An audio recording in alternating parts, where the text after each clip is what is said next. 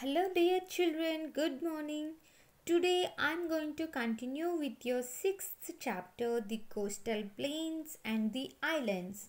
In your previous class, you have learned about coastal plains and two types of coastal plains, western coastal plains. And you have learned western coastal plains, its climate and vegetation, backwaters, right? And in today's class we are going to learn the second part, eastern coastal plains. The eastern coastal plains extend from the West Bengal coast in the east to the Tamil Nadu coast in the south. So, to the east we have West Bengal coast. So, the eastern coastal plains extend from the West Bengal coast, which is in the east, to the Tamil Nadu coast. So, the eastern coastal plains extend from the West Bengal coast in the east to the Tamil Nadu coast in the south. And in south we have Tamil Nadu coast. Okay. They are lined between the Eastern Ghats and the Bay of Bengal. So, these eastern coastal plains are in between the Eastern Ghats and the Bay of Bengal. These plains are divided into two parts, the northern Sircars in the north and the Coromandel coast in the south.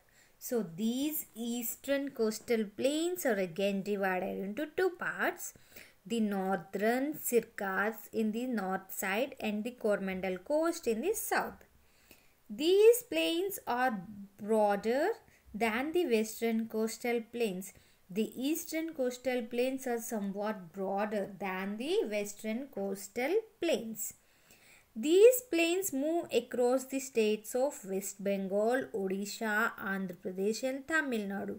So these plains are covered across the states of West Bengal, Odisha, Andhra Pradesh and Tamil Nadu states. The sea waves here are stronger and bigger than those on the western coast.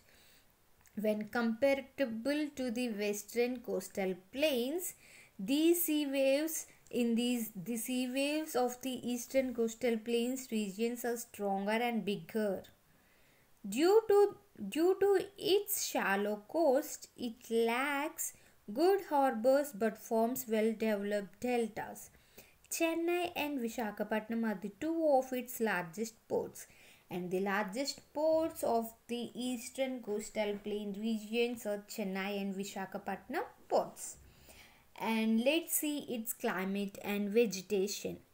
The eastern coastal plains experience a hot and humid climate. So, the climate of these eastern coastal plains are hot and humid like western coastal plains.